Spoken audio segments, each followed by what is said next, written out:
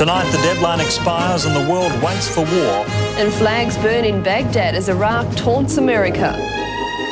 Good evening. Also tonight, plans to evacuate Australian citizens still trapped in the Gulf.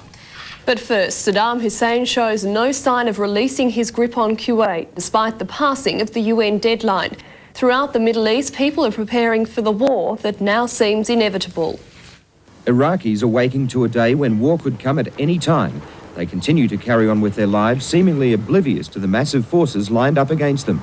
Prior to the deadline, thousands took part in demonstrations to celebrate Challenge Day, a show of support for Saddam Hussein. Organisers had been told to encourage as many as possible to turn up. While the crowd was enthusiastic, particularly when the cameras rolled, there was little of the passion you'd expect from people facing attack. But despite the overwhelming odds, there's no lack of willingness to fight to keep Kuwait. We are with Allah, and Allah with us. Elsewhere around Baghdad, people used the final few hours to prepare for war. They had done so previously during the conflict with Iran, but they have an uneasy feeling that this time things could be far worse. Hussein spent the day with his frontline troops in Kuwait. He said they were ready for any war and there would be no compromise. Earlier, through his television spokesman, he issued a warning to Saudi Arabia's King Fahd to expel US forces or be held responsible for the death of every Iraqi soldier. In Israel, preparations were completed to repel an Iraqi attack. Streets remained virtually deserted, while some of the younger people chose to welcome the deadline with Armageddon parties. The life goes on, and I'm still enjoying the nightlife of Israel. For Jordan, the country caught in the middle, it was a time for peace vigils rather than yesterday's noisy anti-American demonstrations. The passion's still here, but the anger which typified yesterday's rally is gone. The people are simply hoping that tonight someone, either the Iraqis or the Allied forces, will heed their prayers for peace. For a region so close to possible devastation, everything seems perhaps too normal. Evidence that few are really aware of what may come within the next few days or even hours.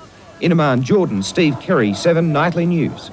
And joining us live now, Steve Carey in Amman. And Steve, some speculation that Iran might back Iraq. I really don't think that that's on, and neither do some of the analysts. I mean, let's face it, a couple of years ago, these two countries were the bitterest of enemies. Saddam Hussein has been working very closely and very quickly to mend the fences, mend the barriers on that side of his border. But I think it is unlikely. Let's face it, that would leave another very strong military force on what could be a devastated Iraqi border.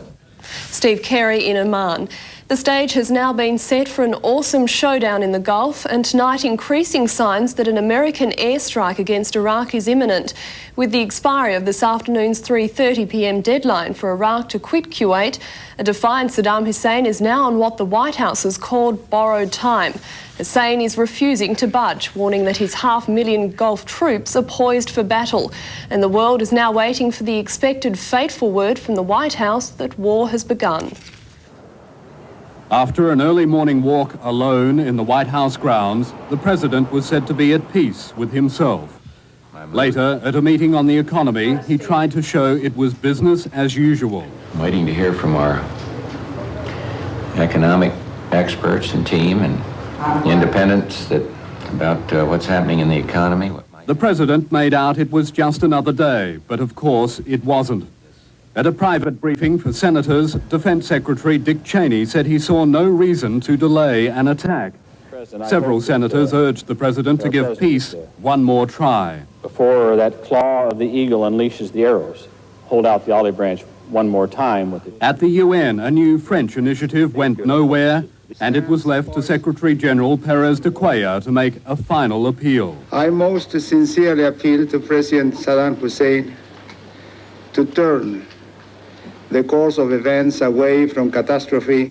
Jordan's King Hussein told his people a destructive war was about to begin. Egypt's President Mubarak pleaded with Saddam to save the children of Iraq from death. And outside the White House, demonstrators kept vigil. Amid signs that war is imminent, the Pentagon revealed today it now has more than 24 B-52 bombers in the Middle East, close enough to hit Iraqi positions without refueling. This was another sign, electronic jamming directed at Iraq, the prelude to any air assault. But also today, evidence of how Iraq might fight back. US intelligence says Saddam has 5 fully loaded oil tankers in Kuwait's main port and may be planning to send burning oil into the Persian Gulf. That could stop an amphibious assault by US Marines and cripple desalination plants serving American forces in Saudi Arabia, while smoke from the blazing oil could confuse laser-guided bombs. The hazards of a war that is coming but has yet to be declared. As the deadline passed, the White House said the president was going to bed. No war tonight. For the moment, then, it is all quiet here. For the moment. Paul Marshall in Washington, 7 Nightly News. Joining us now from Washington, Paul Marshall. And Paul, if we accept that a US airstrike is inevitable, how far will America go? John, they will go in hard. Hundreds of cruise missiles followed by waves of fighters and bombers. Targets in Kuwait and Iraq, some in Baghdad. Surgical strikes there is what they are talking now. I don't think we will see any carpet bombing of Baghdad, at least not at this stage. The intention is to keep civilian casualties to as few as possible. We assume war. Has the peace process been completely exhausted? Pretty much. I think we are down to 2 chances now. One, that President Bush may decide that he doesn't really want to go to war. Or secondly, that Saddam Hussein, having shown the world that he could tough it out and go beyond the deadline, may decide to leave Kuwait. Neither case seems very likely. Thanks, Paul. That was Paul Marshall reporting live from Washington. Back home, the Prime Minister has briefed federal cabinet as tension mounts over Gulf developments. From Canberra, Laurie Wilson. Ministers gathered in the Cabinet room just an hour before the deadline expired to be briefed on the latest developments. In the event of war, final discretion on the role of Australia's warships will rest with the Prime Minister. Although a spokesman said today Mr Hawke would consult senior ministers and the Leader of the Opposition following the outbreak of any hostilities. In a last-ditch attempt to get the government to reconsider Australia's involvement, a delegation of peace groups today handed over a petition containing the signatures of 10,000 people calling for a negotiated settlement to the crisis. The important thing that we asked him is to listen to the voice of the people. But Acting Foreign Minister Neil Blewett believes that after 5 months of seeking a peaceful solution, the international community, including Australia, is left with no option. Here we have an opportunity, painful and tragic as it is, to effectively exercise collective security so that this sort of events, such as the aggression against Kuwait, will not occur in the future. An RAAF 707 is presently en route to Cyprus, while 2 Hercules aircraft, which flew out of Sydney last night, have now arrived on the Cocos Islands, on standby to fly to the Middle East to begin evacuating Australians from the region. In Canberra, Laurie Wilson, 7 Nightly News. And war jitters hit the Australian share market today, with transport and base metal stocks the hardest hit. Oil prices also moved up, prompting Australian producers to seek an urgent meeting with the government. Oil producers are moving to head off any panic from consumers and the government, spooked by the anticipated jump in the oil price if a Gulf war starts. The government has agreed to meet with the oil industry to discuss the impact of the war, following a Dear John letter from Shell Chairman Kevin Gosper to Primary Industries and Energy Minister Kieran.